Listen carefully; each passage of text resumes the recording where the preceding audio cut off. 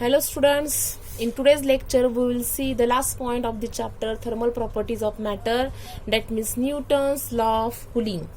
Okay, now what this law states here, see the rate of cooling that is directly proportional to temperature. Now rate of cooling means what? Fall in temperature upon time, means fall in temperature with respect to time. Body loses its temperature, that means body temperature falls down. That is called as a rate of cooling, and that rate of cooling is directly proportional to temperature. Temperature means temperature difference between body and surrounding. Now for this, see here one example.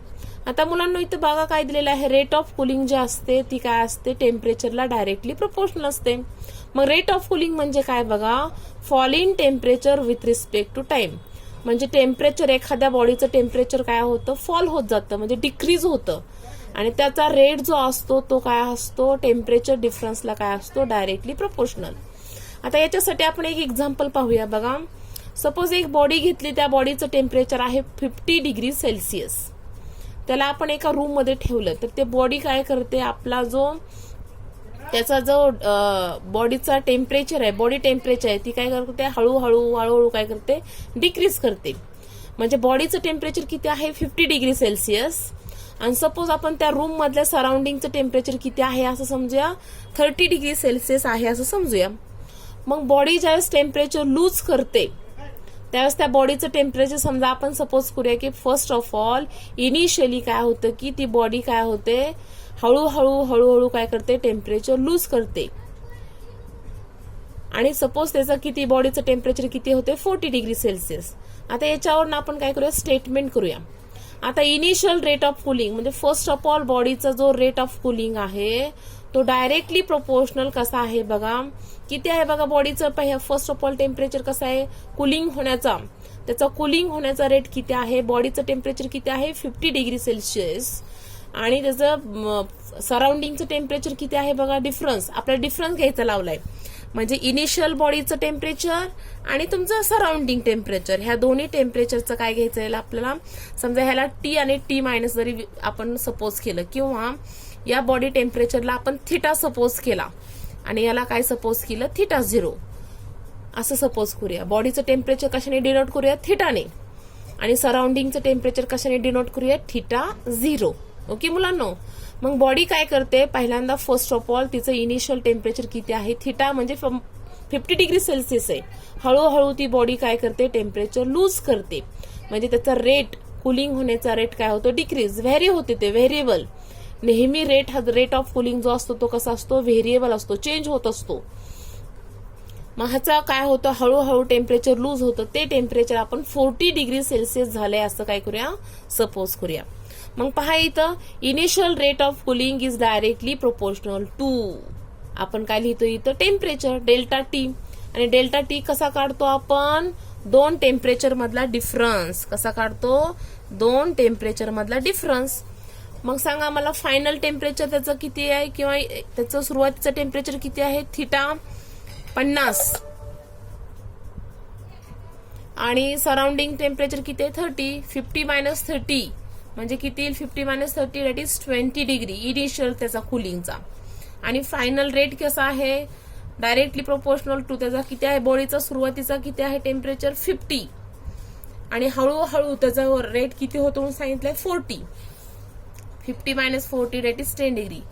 म्हणजे जशी अगोदर body होते त्याचा cooling होण्याचा timing किंवा cool होते, ती हळूहळू बॉडी काय होत असते, कूल होत असते. याच्यावरून आपल्याला काय समजतं मुलांना, स्टेटमेंट पहा. स्टेटमेंट सांगते, rate of fall of temperature of a body is directly proportional to the excess temperature of the body over the surroundings provided excess temperature is small. Means d theta upon dt means fall in temperature upon time. त्याला आपण काय denote केलंय, d theta upon dt directly proportional to temperature difference delta t means theta minus theta 0. This is the mathematical expression of Newton's law of cooling. Now, if we remove this proportional sign, we will take as a constant.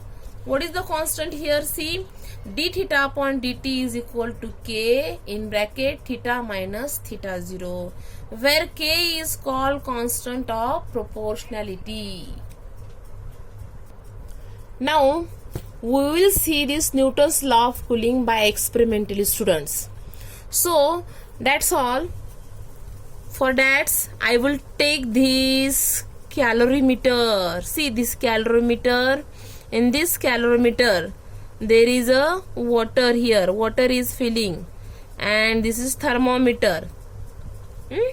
This is setup of this experiment. Now, what happens, see here.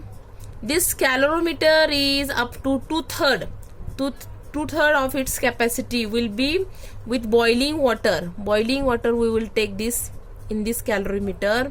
Then cover with a lid. This is the lid of this calorimeter, and there is a hole. In that hole we will immerse a thermometer in it, and thermometer is so adjusted like this. The bulb of thermometer, see here, the bulb of this thermometer is fully immersed in hot water. Now what happens, see next, this calorimeter is kept at a constant temperature enclosure, just air. Here thermometer is in above the air side, and this bulb is immersed in hot water. Now during this experiment, what happened, if we see or observe the temperature, and for this cooling temperature, for this hot water, when it is cool down, then we will notate the time for it. Means काय होतं बघा मुलांना, इथं या कॅलोरीमीटर मध्ये आपण काय घेतलेलं आहे, 2/3 ऑफ हॉट वॉटर घेतलेलं आहे. याच्यावरती एक लीड आहे, आणि लीडला इथे एक छोटंसं होल आहे, आणि ह्या होल मधून आपण थर्मामीटर काय केलेला आहे, इमर्स केलेला आहे. थर्मामीटरचा हा जो लोअर साइडचा बल्ब जो आहे तो पूर्णपणे बॉइलिंग वॉटरमध्ये किंवा बॉइल्ड वॉटरमध्ये इमर्स केलेला आहे. मग आपण काय करतो, स्टॉपवॉचच्या आधारे काय करतो, इथं आपण त्याचं काय करतो, रीडिंग नोट डाऊन करतो. म्हणजे टेम्परेचर वर्सेस आपण त्याचं काय करतो, टाइम, ह्या दोन गोष्टी काय करतो आपण नोट डाऊन करून घेतो. ठीक आहे. फॉर एक्झाम्पल 0.5 मिनिट असेल, फॉर एक्झाम्पल 0.5, टेम्परेचर असेल 70, सपोज 1 असेल तर टेम्परेचर समजा 68, हा 1.5 असेल, फॉर एक्झाम्पल हा होईल 66. या प्रकारे आपण काय करतो, एक टेबल ड्रॉ करतो. म्हणजे जसा त्या बॉइलिंग वॉटरचं काय होतं, टेम्परेचर, थीटा म्हणजे काय, त्याचं टेम्परेचर काय होतं, टेम्परेचर फॉल्स होतं. टेम्परेचर काय होतो, हा falls. Theta means temperature and t means time. ठीक आहे. टेम्परेचर वर्सेस टाइम आपण जर पाहिलं, म्हणजे टेम्परेचर त्याचं काय होतो, फॉल होत जातो, आणि टायमिंग त्यासाठी काय होतो, इनक्रीज होतो. म्हणजे ही गोष्ट कशी होते बघा, अगोदर टेम्परेचर किती होतं, 70, after that 68, after that 66. Timing कसा होतो, 0.5, देन 1 मिनिट, देन 1.5 मिनिट.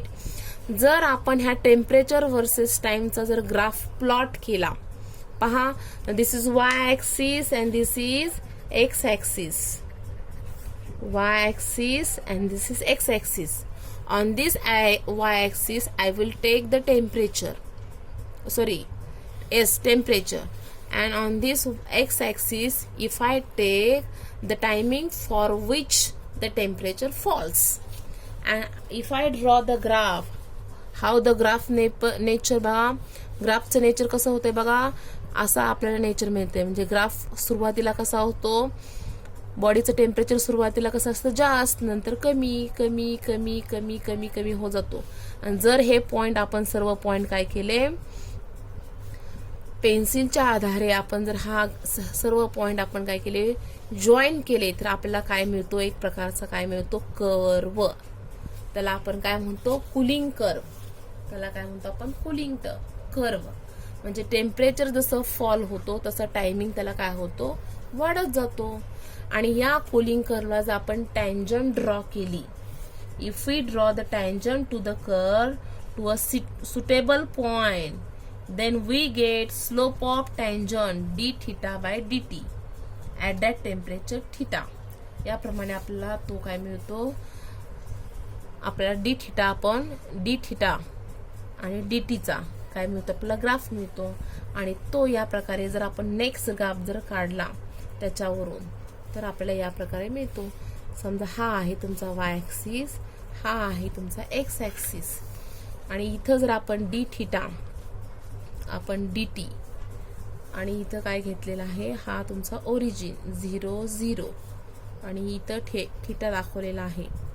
जर हा ग्राफ प्लॉट केला तर आपल्याला काय मिळते, एक स्ट्रेट लाईन मिळते जी काय करते, एक्स ऍक्सिसला कट करते. त्या ठिकाणचं टेम्परेचर मिळतं, ते म्हणजे आहे आपलं थिटा 0. थिटा 0 हे कसं आहे, temperature of surrounding temperature. Theta 0 काय आहे, आपल्या सराउंडिंग टेम्परेचरचा आपल्याला काय मिळतं, तो थिटा 0. ओके. आणि अजून एक ग्राफ आहे, तो ग्राफ जर आपण प्लॉट केला तर हा तुमचा थर्ड ग्राफ बघा, हा तुमचा एक्स ऍक्सिस, हा आहे तुमचा वाय ऍक्सिस. जर आपण वाय ऍक्सिस वर घेतला D theta by D T, okay, आणि याच्यावरती घेतला आपण theta minus theta 0, then we will get a straight graph. We will get a straight graph going through the origin. असा आपल्याला ग्राफ मिळतो. हा आहे बघा Newton's law of graphical representation of verification of Newton's law of cooling. अशा प्रकारे Newton's law of cooling मध्ये 3 graph आहेत. फर्स्ट आहे theta versus time, that is curve मिळतो. कर्व वरून आपण जर हा डिफरन्स काढला डी थिटा आणि डी टी, तर त्याच्यावरून हा सेकंड ग्राफ मिळतो. आणि लास्टचा डी थिटा आपण D T versus theta minus theta 0 काढला तर आपल्याला हा थर्ड ग्राफ मिळतो. अशा पद्धतीने न्यूटन्स लॉ ऑफ कूलिंगला किती ग्राफ आहेत, 3. आता याच्या आधारे आपल्याला काय करायचे, प्रॉब्लेम सॉल्व्ह करायचे आहेत, आणि ते प्रॉब्लेम आपण नेक्स्ट लेक्चरमध्ये पाहूया. थँक्यू.